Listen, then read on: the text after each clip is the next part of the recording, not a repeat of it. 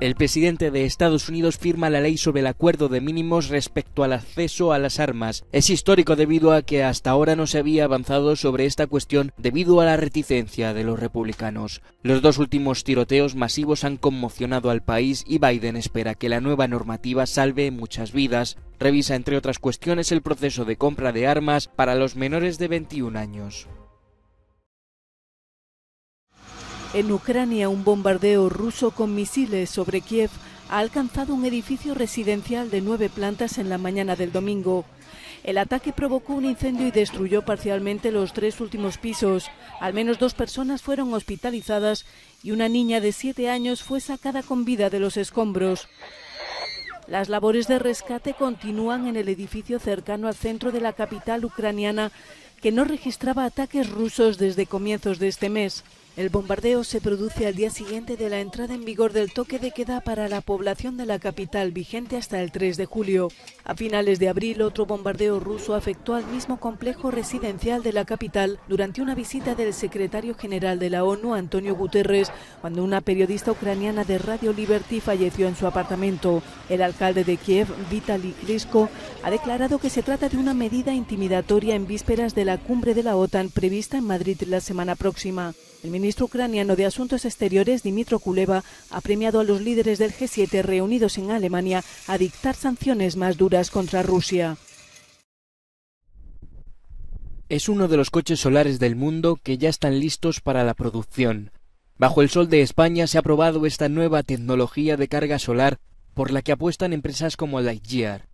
Su modelo cero permite hasta 70 kilómetros de autonomía al día. La compañía holandesa se ha propuesto llegar a un mercado de masas en 3 años. Este es solo el primer paso. Este coche de 250.000 euros nos muestra que es posible. Es un vehículo de demostración tecnológica, pero en realidad nuestro objetivo es llegar a un mercado asequible. Es decir, a un mercado de masas, que en 3 años sea un coche de 30.000 euros. Las placas solares de 5 metros cuadrados se reparten entre el techo y el capó y pueden alcanzar hasta los 7 meses de carga solo alimentándose de los rayos de sol en los lugares más soleados, según sus creadores. Su batería promete cargar de esta forma hasta 11.000 kilómetros al año. Uno de los atributos del coche solar que resulta atractivo es que tienes una batería en el coche, por lo que puedes aprovechar el sol siempre que esté soleado y utilizarlo para cargar la batería, señala este experto en sistemas energéticos. La desventaja de la energía solar no es tan grande cuando se tiene una batería en el coche, por lo que soy optimista de que esta tecnología puede desempeñar un papel importante. Se espera que la producción comience en octubre y que las primeras entregas se realicen el próximo mes de noviembre. Se rompe el punto muerto al que habían llegado las conversaciones para salvar el pacto nuclear de 2015. Así lo anunciaba el jefe de la diplomacia de la Unión Europea, Josep Borrell, que también media por Estados Unidos, tras reunirse con el ministro de Asuntos Exteriores de Irán. Las conversaciones se habían paralizado tras el comienzo de la invasión rusa de Ucrania. El ministro de Exteriores ha subrayado que lo más importante para Irán es el beneficio económico de Irán y pidió una vez más a Estados Unidos que actúe de forma realista y justa para alcanzar un acuerdo final. Por su parte, Josep Borrell ha señalado que las conversaciones indirectas se celebrarán pronto en un país del Golfo Pérsico y no en Viena como hasta ahora. El acuerdo de 2015 fue alcanzado entre Irán y las potencias mundiales, incluido Estados Unidos, para frenar las actividades nucleares de Teherán a cambio de un alivio de las sanciones económicas. Pero en 2018 el expresidente estadounidense Trump sacó a su país del acuerdo y volvió a imponer sanciones. Desde entonces, Irán ha acelerado sus actividades nucleares, incumpliendo los límites del acuerdo. El G7, los líderes del grupo de las 7 potencias occidentales, abrieron este domingo en Alemania su cumbre anual, centrada en la guerra de Ucrania y la perspectiva de dar una respuesta aún más contundente a Rusia. El canciller alemán Olaf Scholz, cuyo país ejerce la presidencia de turno del grupo, recibió a los líderes de Estados Unidos, Canadá, Japón, Reino Unido, Francia e Italia, al igual que a la presidenta de la Comisión Europea, Ursula von der Leyen, y al del Consejo Europeo, Charles Michel. A través de Twitter, von der Leyen declaró que el impacto global negativo de la guerra de Rusia será el centro de los intercambios en el G7. Y a su vez, Boris Johnson recordó que la seguridad de Ucrania representa la seguridad de otros países y que el país necesita más que nunca el apoyo y la determinación del G7. El Kremlin está utilizando los alimentos como un arma de guerra silenciosa y debemos contrarrestar la propaganda rusa sobre los precios de los alimentos y los fertilizantes. Los peligrosos juegos del hambre de Rusia son los únicos responsables de la crisis mundial de los alimentos. Las familias y los niños que corren el riesgo de morir de hambre necesitan estos alimentos ahora. El tiempo se acaba y la UE está trabajando en rutas alternativas para los productos agrícolas de Ucrania, declaró Charles Michel. Esta primera jornada está centrada en los estragos económicos derivados de la guerra, la lucha contra la inflación provocada principalmente por el sector energético, así como la crisis alimenticia que se teme precipite el bloqueo ruso de las exportaciones de trigo ucraniano.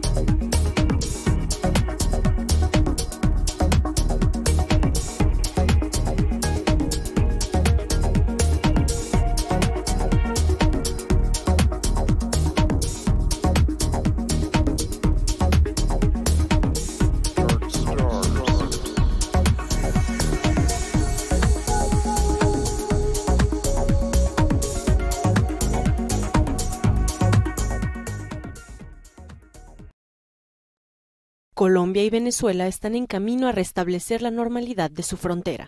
Ahora que el presidente electo de Colombia, Gustavo Petro, ha retomado el diálogo con el presidente venezolano Nicolás Maduro, las relaciones diplomáticas entre ambos países podrían volver a ser lo que eran antes, como dijo el alcalde de la ciudad colombiana de Cúcuta.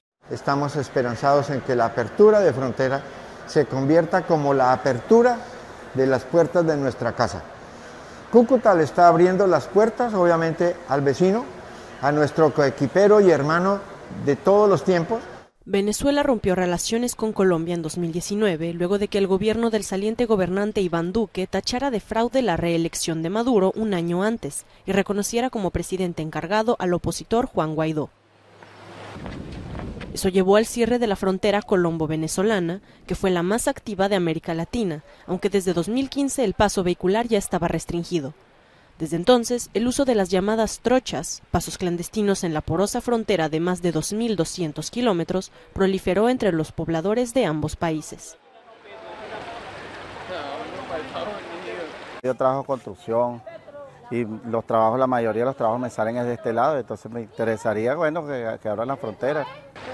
Además del restablecimiento de las fronteras, Maduro informó que el diálogo con Petro abordó diversos temas sobre la paz y el futuro próspero de ambos pueblos.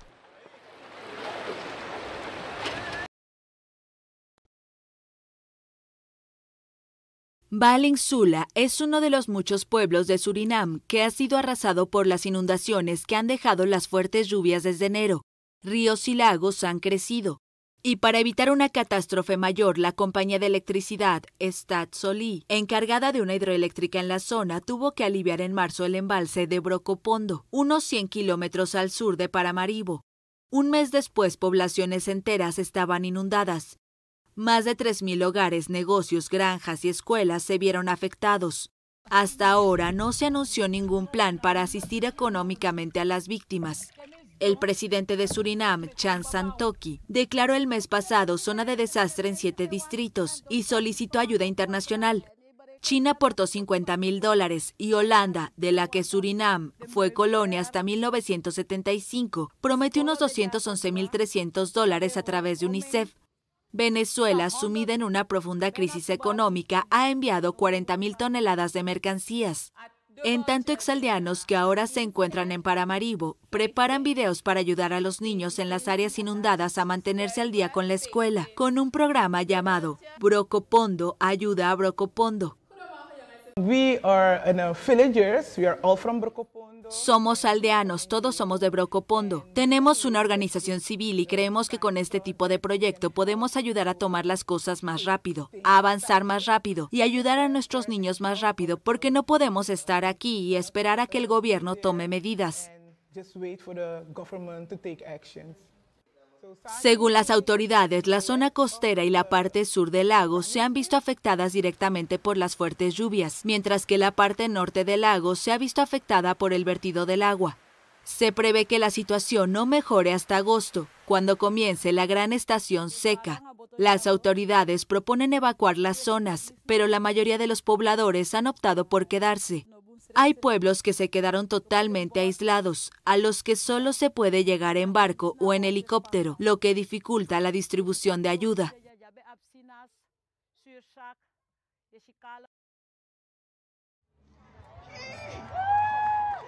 Nuevas protestas el sábado a favor del derecho al aborto en Estados Unidos. Las personas volvieron a las calles, en particular en Washington, frente a la Corte Suprema de Justicia. Tras el fallo de la Corte Suprema, se vive una polarización entre los estados que ya están negando abortos o que se preparan para hacerlo y los que mantienen el derecho. Tengo 23 años y desde que nací, la mujer tiene derecho al aborto. Nunca pensé que vería este día. Es algo por lo que mi abuela y mi madre protestaron cuando eran jóvenes y ahora depende de nosotras. La decisión de la Corte no hace ilegal el aborto, pero deja a cada estado decidir. En los estados donde se restrinja la interrupción del embarazo severamente, prohíban y lo tipifican como delito, las mujeres que quieran abortar deberán someterse a procedimientos clandestinos o viajar a otro estado donde siga siendo legal. Soy de Texas, tengo amigas en Texas que están rodeadas de estados que también prohíben el aborto. No pueden conseguir uno y ahora no tienen otra opción. No pueden, la mayoría de las mujeres no tienen tiempo de un día o los recursos financieros para viajar a través de las fronteras estatales para hacerse un aborto.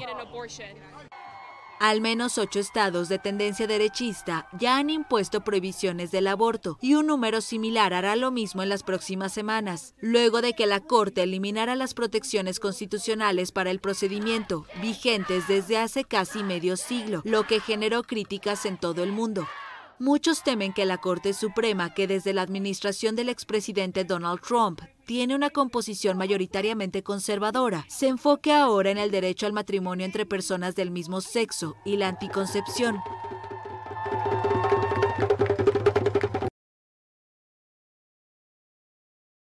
Varsovia se erige como una isla de libertad en una Polonia expedientada por la Unión Europea por su hostigamiento a la comunidad LGTBI. El orgullo se ha celebrado este año de nuevo gracias al respaldo de su alcalde. En Varsovia nos permitimos pasear cogidos de la mano y cada vez se nos juzga menos con el paso del tiempo, pero es evidente que lo hacemos en condiciones de estrés. El partido gobernante nos desprecia todo lo que puede, así que nos las tenemos que arreglar por nosotros mismos. La marcha se organizó de forma conjunta con la amplia comunidad de ucranianos que se encuentran en el exilio en Polonia. En Ucrania aún no está permitida ni la unión civil entre personas LGTBI, pero este año preocupa más la invasión rusa. Este año, más que marchar por los derechos humanos de las personas LGTBI, lo hacemos por los derechos humanos que nos ha arrebatado la invasión rusa. En Bosnia tampoco están permitidas las uniones civiles entre personas del mismo sexo y este año van por su tercer orgullo. Bajo el lema Día de la Familia, muchos padres se unieron a la marcha para apoyar a sus hijos. Y fuera de Europa, en México, decenas de miles de personas desbordaron las calles de la capital. Este año estuvo dedicado a las mujeres de la diversidad sexual. La marcha regresó con fuerza a las calles tras 2 años de pandemia, también para denunciar la ola de violencia de odio que existe contra esta comunidad en el país. Estas marchas son para esa gente que no puede salir. Este grito y esas cosas que gritamos y esas pancartas que levantamos no son para nosotros, son para la gente que sigue en el closet, que vive en esta violencia sistemática, machista, y es más importante para mí gritarlo y decir, aquí estamos. En otros lugares, como en Filipinas, cientos de personas también marcharon con motivo del Día del Orgullo. El colectivo aún no está protegido a nivel legal contra la discriminación en todo el país.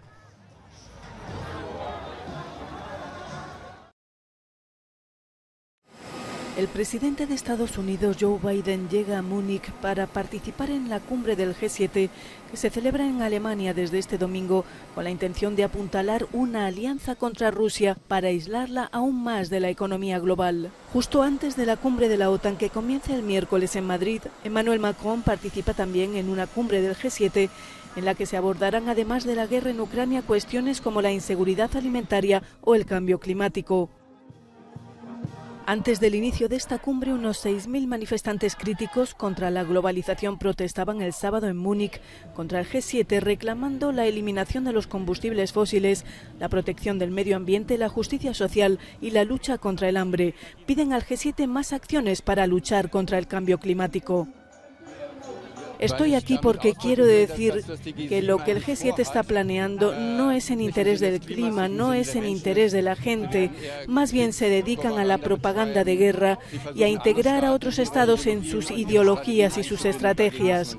Activistas de Greenpeace escalaron la montaña de Waxenstein para instalar un gigantesco signo de la paz hecho con antorchas encendidas para pedir la salida de los combustibles fósiles. La cumbre de 3 días de las 7 naciones más industrializadas del mundo se celebra desde este domingo en el Castillo del Mau, en los Alpes bávaros.